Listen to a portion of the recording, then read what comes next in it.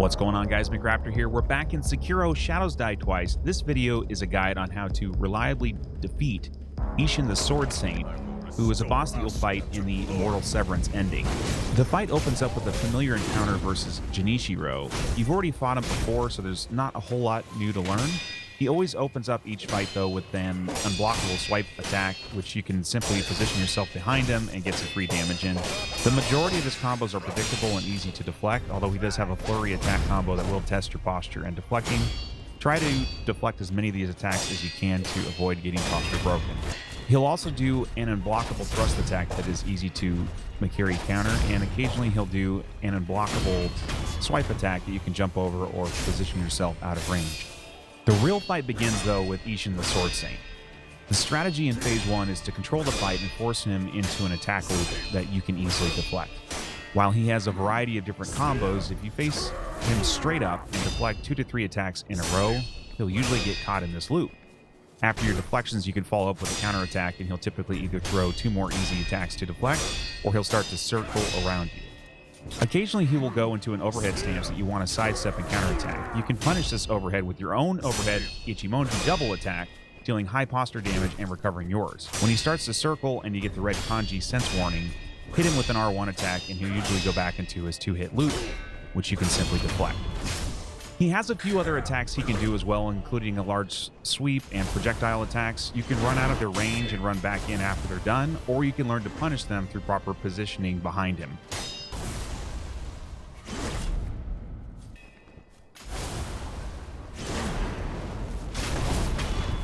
Phase 2, though, is actually really when the fight begins, guys. This is when it gets much harder.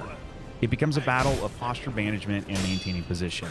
Isshin the Sword Saint gains both a spear and a gun in this phase as well. The different timings of the spear attack versus a sword is likely going to take some time to learn. In the earlier phases, you had much greater control of the tempo, but in Phase 2, you'll need to work hard to maintain this.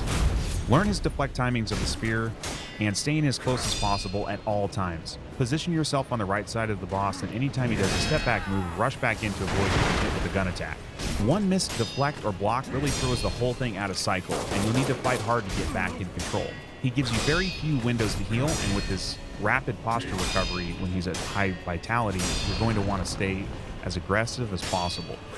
If you find yourself at medium range, one benefit is that you'll often follow up with a spear/combo or gunshot volley, which has a predictable thrust attack that you can carry counter. Pay careful attention to your posture because your guard is broken and you're likely dead.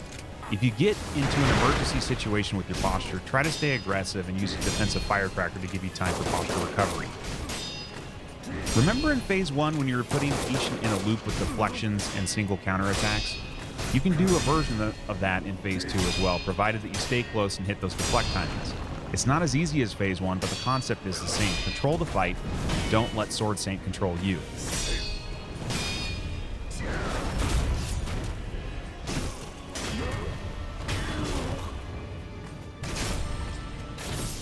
If you made it to Phase 3, congratulations, you're almost there.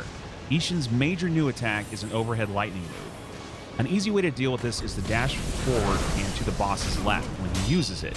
You won't get the benefit of stunning the boss with the lightning mechanic, but you'll be safe and able to counterattack even without the stun. The positioning is the same as in Phase 2. You want to stay close and attack him to the right. Don't put too much space between you and the boss, or you'll likely get into trouble. You can make use of Ichimonji in this fight as well, especially to recover your posture, but don't use the double attack. You'll likely get counterattacked as seen here. If you fail a lightning dodge or otherwise get into trouble, the fight isn't necessarily lost. You'll need to sprint out, heal up, and try to reposition. It's easier said than done. Oftentimes, though, when you lose control of the fight, you're probably going to have to start it over.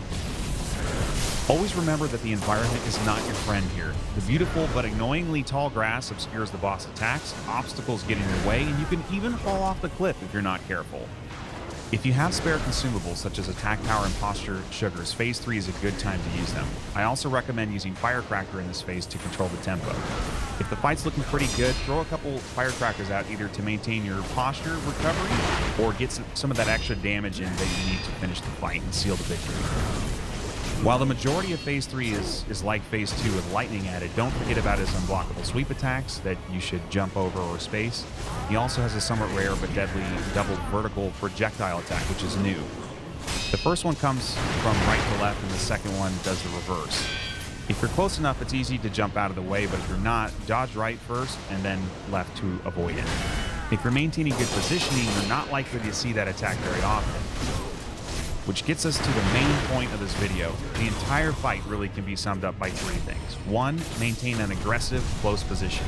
2, learn your deflect timings. Again, that's easier said than done, but you need to do that. And 3, though, maintain your posture. If you can be aggressive, learn your deflect timings, and maintain your posture, you'll eventually defeat this boss.